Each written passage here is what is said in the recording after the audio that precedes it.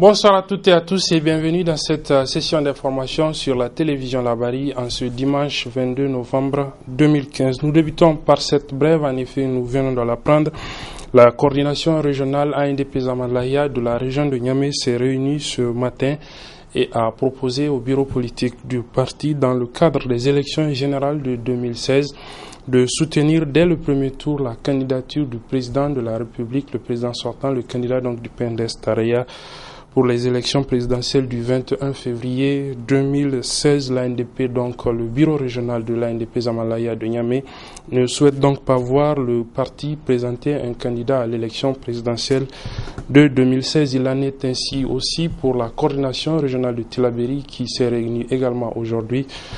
Des informations que nous recevons et sur lesquelles nous allons bien évidemment revenir dans nos prochaines éditions. Il ne présentera peut-être pas aussi de candidat à l'élection présidentielle du 21 février 2016, lui sur le parti Alliance des mouvements pour l'émergence du Niger, Amen Amen, qui était ce matin en congrès ordinaire au palais du 29 juillet. Il s'agissait d'un congrès en fait pour élire le président de cette nouvelle formation politique créée en août dernier. Et sans surprise, c'est Omar Hamidou Tiana dit Ladan qui a été porté à la tête de cette formation politique. C'était donc ce matin au cours de l'Assemblée générale ordinaire, le premier du genre de cette nouvelle formation politique. On fait le point avec nos reporters Aboubakar Souley et Michel Deji. C'est à l'unanimité et sans grande surprise que Omar Hamidou Tiana a été désigné par les délégations régionales et de la diaspora de Amen Amin pour présider aux destinées de ce jeune parti exactement 3 mois après avoir pris son envol. Je perçois grandement les responsabilités qu'implique cet honneur que vous me faites. J'y ferai face avec la détermination et la force de conviction que vous me connaissez. Je veux que notre parti devienne grand et populaire. Nous devons nous ouvrir afin de séduire les Nigériens, afin que ce ritou s'y rassemblent, s'y reconnaissent au sein de Amin Amin, nos compatriotes de toutes les conditions, de toutes les origines. Nous avons besoin de tous et nous ferons une place à chacun.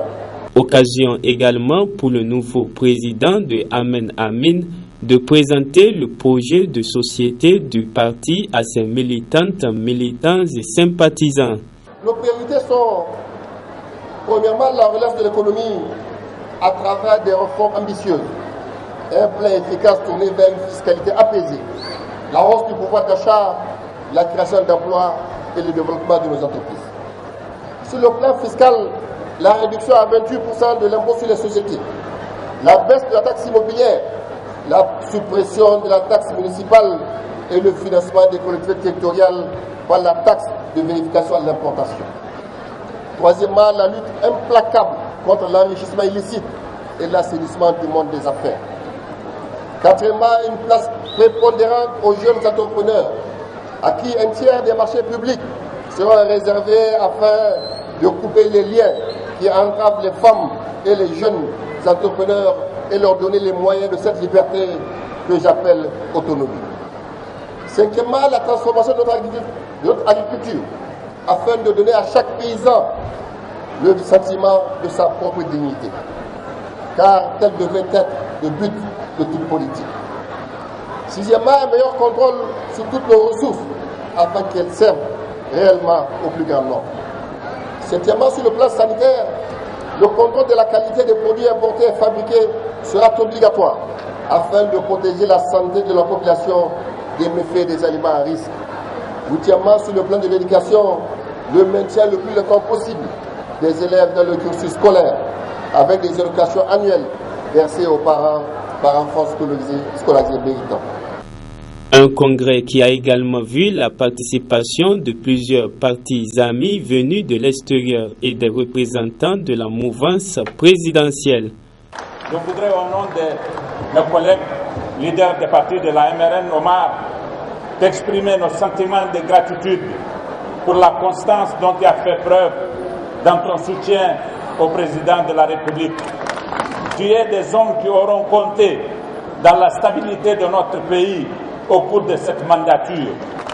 Je suis sûr que l'Amen Amin sera un parti qui va compter déjà aux prochaines échéances électorales et ce sera un parti du contrat pour l'avenir de notre pays.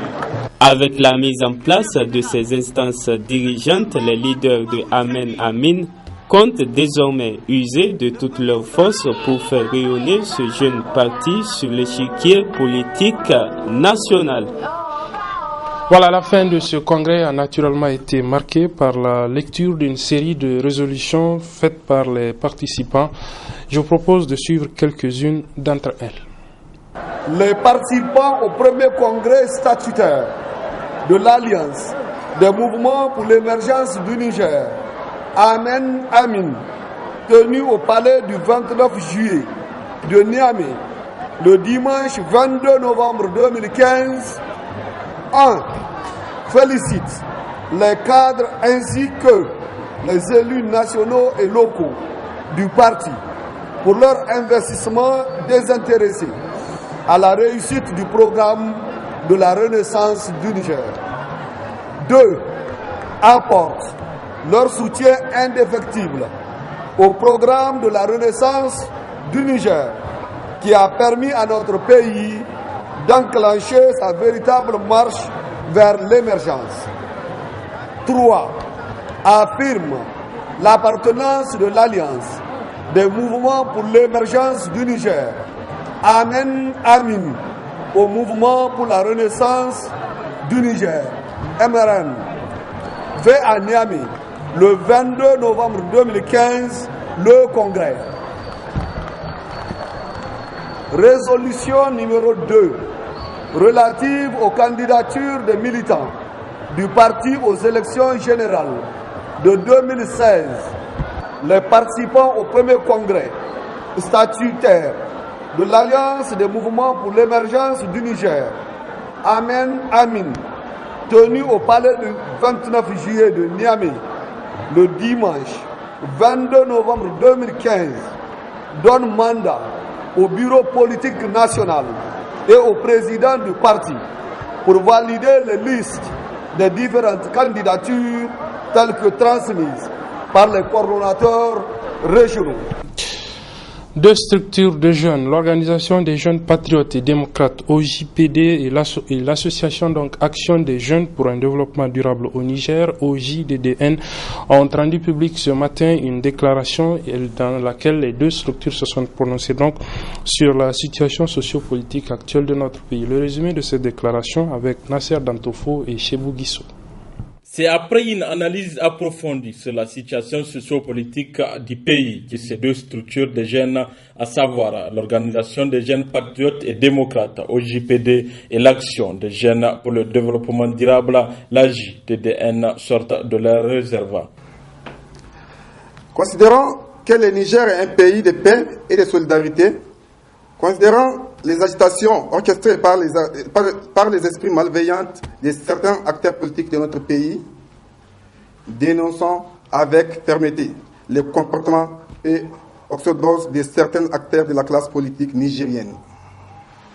En effet, ces hommes à qui le pays a tout donné depuis leur enfance jusqu'à leur intégration dans la scène politique du Niger et qui n'a cessé de leur donner, se montre plutôt ingrat à l'égard de la nation. Au lieu de faire de la politique pour le bien du peuple nigérien, ces individus, animés par une mauvaise foi manifeste, se cachent derrière des idées flancieuses, pensant que la population est sensible pour défendre leurs intérêts claniques et masqués. Favorisant les sabotages, les vandalismes, la division pour atteindre leur objectif qui n'est autre que le pouvoir. Elles en appellent à tous les jeunes Nigériens d'être vigilants vis-à-vis des hommes politiques, surtout en cette veille des élections générales.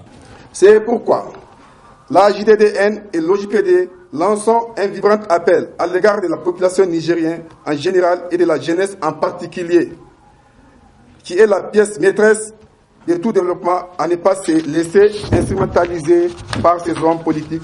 Le Niger est notre patrimoine commun qu'il nous faut coûte que coûte préserver et renforcer la paix, l'unité et la tolérance. Sur un tout autre plan, nous lançons un appel au président de la République, chef suprême de l'administration de continuer à lutter contre l'impunité, la corruption, l'absentéisme au travail et faire appliquer la loi dans toute sa rigueur contre tout agent de l'État qui serait coupable d'abus au pouvoir dans l'exercice de sa fonction, telles que les arrestations arbitraires des acteurs de la presse, car cela remet en cause la signature de la table des montagnes en sauvant la liberté de la presse. Le JPD et la JDDN s'engagent à mener un combat citoyen dans la sensibilisation de la jeunesse pour une prise de conscience générale pour un développement durable et profitable à tous les Nigériens et à souhaiter des élections libres, crédibles et transparentes. Le quartier Kwarategi de Niamey a sa radio communautaire inaugurée en 2013. C'est aujourd'hui seulement qu'elle a commencé à émettre. La cérémonie officielle de lancement des activités de cette radio a eu lieu cet après-midi. Il faut noter qu'elle a été mise en place dans le cadre de la coopération existant entre l'association des scouts des scouts du Danemark et celle du Niger. Le résumé de lancement des activités de cette radio avec nos reporters Nasser Seydou et Michel Deji. 90.9 MHz, c'est la fréquence de cette nouvelle radio communautaire de Kwarategi. Elle a été financée par la coopération luxembourgeoise à travers l'ONG des scouts de Luxembourg.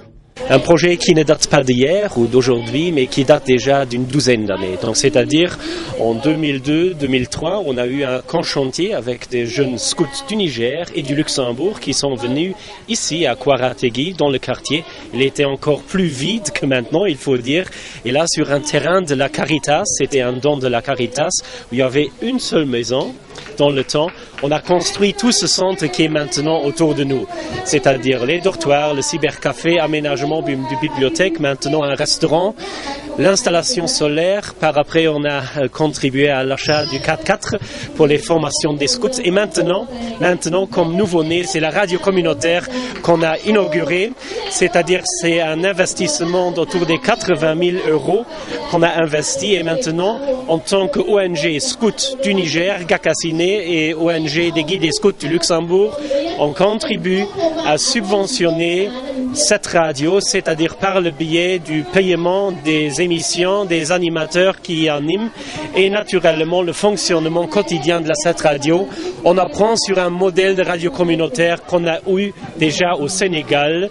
Un modèle, ça date d'il y a 2 années et maintenant, pour nous, en tant que petite ONG du Luxembourg, c'est notre deuxième projet de radio communautaire et aujourd'hui, on est très fiers de pouvoir l'inaugurer. Une initiative saluée à sa juste valeur par les bénéficiaires. Il y a plus de 20 ans qu'on est en train de faire les démarches pour en avoir la radio, de la façon que le quartier est très grand et le quartier est gros. Donc aujourd'hui, avec l'appui des scouts du Niger, et en l'occurrence Kwarategi et les scouts luxembourgeois, maintenant on est à point d'avoir la radio communautaire. Dieu merci, on est très contents, très ravis. J'ai un appel à lancer à la population. Tout celui qui a besoin d'un communiqué ou bien quelque chose qui arrange le village, de venir ici au scout Kwarategi, à la radio communautaire Kwarategi. C'est gratuit, il n'y a pas de problème, il est libre de faire ce qu'il veut. Animé par une équipe composée essentiellement des habitants de Kwarategi, cette nouvelle radio communautaire a pour principale vocation de contribuer à une amélioration des conditions de vie de la population et à la promotion d'une bonne citoyenneté à travers des émissions riches et variées. C'est la fin de cette édition. Merci de l'avoir suivi. Bonne soirée à toutes et à tous sur la télévision Labari.